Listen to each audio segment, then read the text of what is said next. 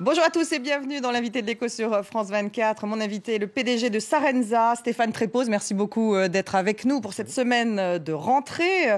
Alors, Sarenza, 400 salariés en France, 11 ans d'existence. Stéphane Trépose, une forte croissance partout en Europe. Premier chausseur en ligne de France. Alors, le secret de la réussite? Le secret de la réussite, c'est beaucoup de travail. C'est de bonnes équipes. Mais ça ne suffit pas, beaucoup de travail. Et c'est des clients contents. Non, mais vous voyez, c'est plein de choses à la suite qu'il faut bien faire. Des clients contents, c'est-à-dire? On a aujourd'hui près de 7 millions de clients dans toute l'Europe. Beaucoup de clientes, parce qu'on a beaucoup de femmes. C'est 60% de nos clients sont des clientes, 20% des hommes, 20% des enfants. Donc c'est avoir la plus grande offre, le meilleur service. On livre gratuitement en 24 heures. On reprend gratuitement, etc., etc. Donc c'est là que vous faites la différence, justement, sur le service. On fait la différence là-dessus. On fait la différence sur un site qui est très sympa. On fait la différence sur beaucoup de communication. On fait beaucoup de publicité pour se faire connaître et on fidélise nos clients. C'est ça, c'est là qu'on fait la différence. Donc ça peut marcher en France? Ça peut marcher avec beaucoup de travail et avec des politiques qui nous laissent bien faire notre boulot, c'est-à-dire qui nous simplifient la vie. Oui, ça peut marcher. Parce qu'ils vous simplifient la vie, les politiques? Non, mais on se bat et on leur demande de nous laisser tranquilles. Vous vous battez pour qu'ils vous simplifient la vie? Voilà. Exactement. Est-ce que vous comptez encore embaucher cette année? Oui, on a embauché déjà plus de 100 personnes sur le début de l'année. Et on va en embaucher, je pense, 150 sur l'ensemble de l'année. Et ce qui est le plus important, c'est qu'on embauche à 90% en CDI. Pas en CDD, en CDI. Alors qu'en France, c'est l'inverse, c'est 90% en CDD. Pourquoi on le fait? Malgré les charges, malgré tout ce qu'ils peuvent dire, oui, mais parce que nous, on a de la chance. On est dans une entreprise qui se développe, le e-commerce se développe, prend des parts de marché aux boutiques physiques. Et du coup, mécaniquement, on a une bonne visibilité sur notre avenir. Et du coup, on peut prendre le risque d'avoir quelqu'un en CDI. Parce que beaucoup d'entreprises ne peuvent pas faire parce qu'elles ont beaucoup moins de visibilité sur l'avenir, parce qu'il y a peu de croissance, malheureusement pas assez de croissance. Donc cette industrie en croissance, c'est une exception finalement? Absolument, c'est une exception malheureusement. C'est pour ça qu'il faut qu'on se batte pour qu'il y ait plus d'industrie en croissance en France. Alors j'ai vu que 65% de vos employés sont des femmes, y compris d'ailleurs la directrice générale, Hélène Boulet-Suppot. Comment l'expliquer? C'est un hasard? D'abord, la mode, c'est un secteur qui intéresse les femmes. Donc, on a naturellement plus de candidatures de femmes. En plus, elles sont talentueuses. Donc, on les prend, c'est normal. Et puis surtout, nous, au comité de direction, c'est un peu une exception de Sarenza, il y a moitié de femmes, moitié d'hommes. 50-50. Hélène et moi, on a le même salaire. Je suis le président et la directrice générale. On est très engagés sur la parité. C'est une exemplarité? Oui, l'exemplarité, c'est extrêmement important. Je pense que si on montre aux autres, pas dans Sarenza c'est le cas, mais aux autres entreprises que ça peut le faire, il n'y a pas de raison que d'autres ne copient pas. Donc c'est volontaire? C'est totalement volontaire, c'est assumé, absolument. Les attentats ont-ils eu un impact sur votre chiffre d'affaires, Stéphane Trépose? Parce qu'on pense commerce en ligne, on sait que ça a eu un impact sur le tourisme en France et d'ailleurs sur le résultat d'un certain nombre de commerces. Est-ce que ça a eu un impact également sur vos activités? Oui, c'est un impact. En fait, contrairement à ce qu'on croit, le e-commerce ne profite pas. En fait, nous, c'est l'inverse. Le lendemain d'une journée d'attentat, un citoyen, vous, moi, on est tous les mêmes. On n'a pas envie on a envie d'être chez soi, on a envie de se replier, donc ils ne viennent pas sur des sites internet. La fréquentation d'un site comme Sarenza, le lendemain des attentats de Nice, par exemple, elle baisse de 30%.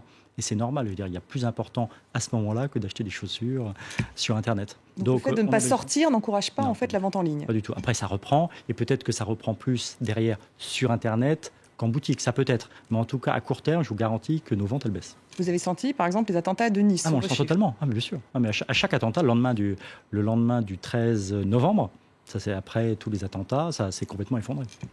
Et là, vous avez une reprise, justement, pour la fin de l'été? On a une reprise structurelle qui est liée à je dirais, la rentrée des classes. On vend énormément de chaussures enfants à la rentrée des classes, tout le monde s'équipe pour la rentrée. Donc oui, on a une très très forte reprise là. En plus, on a repris la pub télé, donc ça aide aussi. Donc l'un dans l'autre fait que ça marche bien en ce moment. Une reprise plus importante que les autres années? Oui, tout à fait. On a une croissance, nous, à peu près d'une vingtaine de % par an. Donc on a une forte croissance.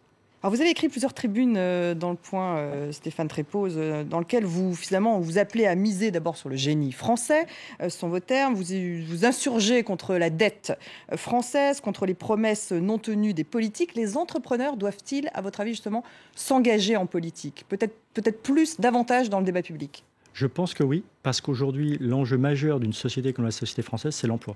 La seule chose qui compte, si on veut que ce pays aille mieux, c'est qu'il n'y ait plus un jeune sur 4 au chômage. Parce que dès que vous êtes au chômage, vous vous sentez dévalorisé socialement.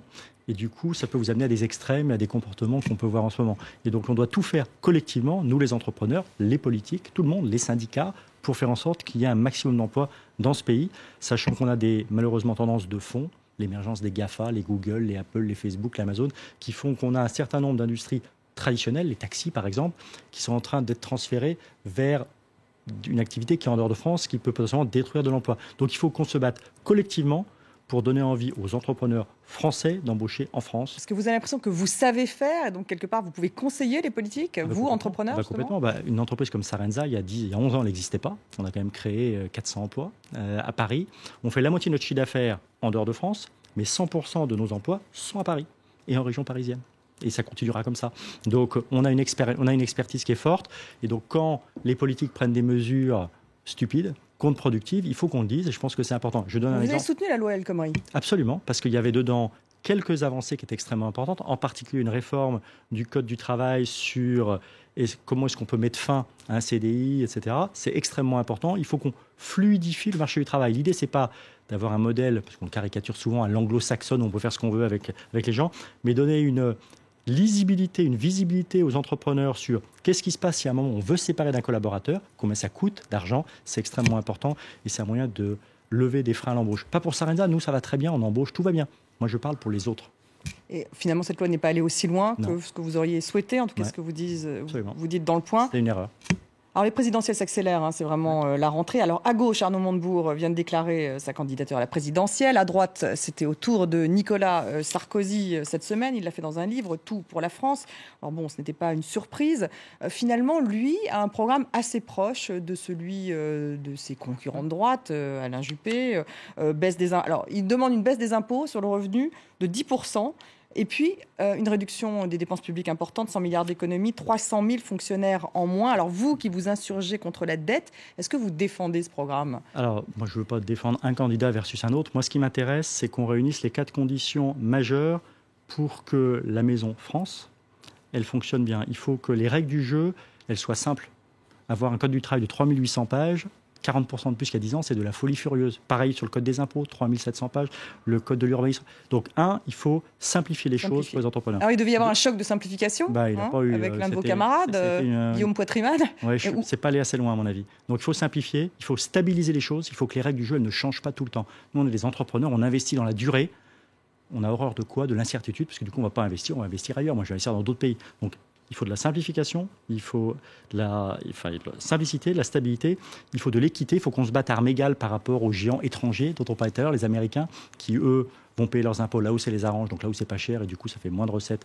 En France, fiscale, du coup, ça fait moins de fonctionnaires, ça fait moins de flics, ça fait moins de policiers. Mais justement, comment faire ? Il faut faire du patriotisme économique ? Il faut s'assurer que les règles du jeu qui défendent la maison France sont respectées. Donc concrètement, qu'un Google, qu'un Amazon paye ses impôts comme il doit le faire. Et donc, il ne faut pas aller acheter chez eux tant qu'ils ne joueront pas la règle du jeu de la France. Donc, il faut de l'équité. Il faudrait les boycotter. Oui, absolument. Absolument. Il faut boycotter Amazon, absolument. Quand vous achetez chez Amazon aujourd'hui, vous avez moins de professeurs en France, moins d'hôpitaux, moins de policiers, moins de tout ça. La conséquence, elle est directe. Et la dernière chose, c'est qu'il faut de l'exemplarité de tout le monde. Exemplarité des dirigeants, exemplarité des salariés, qu'on arrête les arrêts maladie abusifs, qu'on arrête il y a plein d'excès. Exemplarité des syndicats, on ne prend pas en otage les gens, on n'enrage pas leur chemise. Exemplarité des politiques, ils payent leurs impôts, ils n'ont pas de phobie fiscale. Il faut que tout le monde joue collectif, parce que la France ne s'en sortira que collectivement. Est-ce qu'il y a un candidat que vous soutenez plutôt qu'un autre ? Non. Vous avez parlé du ticket Juppé-Macron dans l'une de vos tribunes. Aucun des deux n'est un ami. Donc moi, j'ai défendu une idée. J'ai dit que si on doit réformer ce pays, comme il va falloir que tout le monde fasse des efforts, il faut absolument que ce ne soit pas une réforme qui est faite par 50,1% ou 51% des Français contre 49%. Il faut qu'on ait un consensus beaucoup plus large. Et donc, un consensus qui irait, pour simplifier, d'une droite centre et d'un gauche, droite-gauche centre, ça me semble relativement intelligent. Et donc, courant politique. Absolument, oui, parce que je pense que l'enjeu aujourd'hui, c'est plus droite-gauche. L'enjeu, c'est comment collectivement on remet ce pays au boulot, comment est-ce qu'on retrouve de la croissance. Parce qu'une fois qu'on a de la croissance, on a de l'argent à répartir entre tout le monde, et là, on peut être gentil. Le problème, c'est que ça fait 40 ans qu'on vit à crédit et qu'on dépense de l'argent qu'on n'a pas, et du coup, on le paye en impôts, en dette, et tout ça. Le problème, c'est qu'on a l'impression que le clivage droite-gauche, en tout cas, reprend le dessus en cette rentrée. Et c'est consternant. Et c'est consternant. Ouais. Baisse des dépenses publiques d'un côté, vous seriez favorable à une baisse des dépenses publiques, c'est ce qu'affichent les programmes de droite. Oui, je pense qu'on n'a pas le choix. Aujourd'hui, quand vous avez 54% de la richesse publique qui part en dépenses publiques, ça ne va pas. C'est un ratio qui est beaucoup trop élevé, donc oui, il faut faire des choses là-dessus. Après, il faut savoir, on fait les choix. Absolument, on est bien d'accord.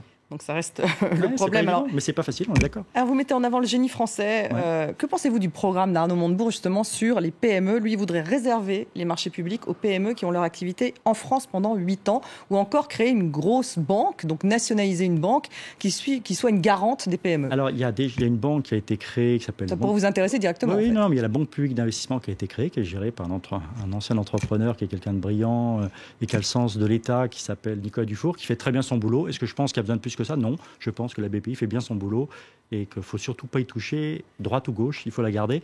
Après, le patriotisme économique, c'est bien si c'est réaliste. Je ne sais pas, donc je n'ai pas un avis, si il y a des PME en France qui peuvent répondre à l'ensemble des marchés publics. Si il y en a, d'accord. Et si elles sont compétitives, oui, je trouverais normal qu'elles aient une priorité dans les appels publics. Maintenant, il faut faire attention quand on dogmatise les choses, c'est que parfois on fait des excès qui sont stupides.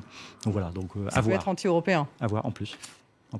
Alors, quel projet pour Sarenza cette année, Stéphane Trépoz? Nous, on a dans les années qui viennent, on veut doubler notre chiffre d'affaires, donc on a encore beaucoup de travail. On a été élu quand même il y a pas longtemps meilleur site de e-commerce de France, devant Amazon et ventes privées. C'est pas souvent qu'une petite entreprise comme Sarenza se retrouve notée comme le meilleur par tout le monde. Donc le plus grand défi pour cette année? Le plus grand défi, c'est de passer, on va dire, de 7 à 10 millions de clients super content de Sarenza pour qu'on continue à se développer en étant l'astérix un peu français du e-commerce qui se bat face à ces grands Américains ou Allemands ou qui se battent contre nous. Conquête de la Chine? Conquête de la Chine, on teste la Chine à petite dose en ce moment. Donc oui, il y aura d'autres pays qu'on va ouvrir. Donc on a beaucoup de projets tout en restant dans cette logique de patriotisme économique et d'être basé en France. Et les États-Unis? Les États-Unis, c'est compliqué parce que... Très concurrentiel. Ouais, c'est très concurrentiel, on est loin. On offre chez Sarenza, vous avez la livraison gratuite et le retour gratuit. Donc plus vous expédiez loin, plus c'est compliqué, puisque ça veut dire que c'est nous qui le subventionnons pour le client, en fait. Donc je ne vous dis pas qu'on ne testera pas. Est-ce que je pense que ce sera un marché majeur pour Sarenza? Non, je pense que l'Europe reste quand même le cœur de notre activité. Merci Stéphane Trépoz d'avoir été mon premier invité de l'année pour cette rentrée. Merci à vous de nous avoir suivis. Restez avec nous sur France 24.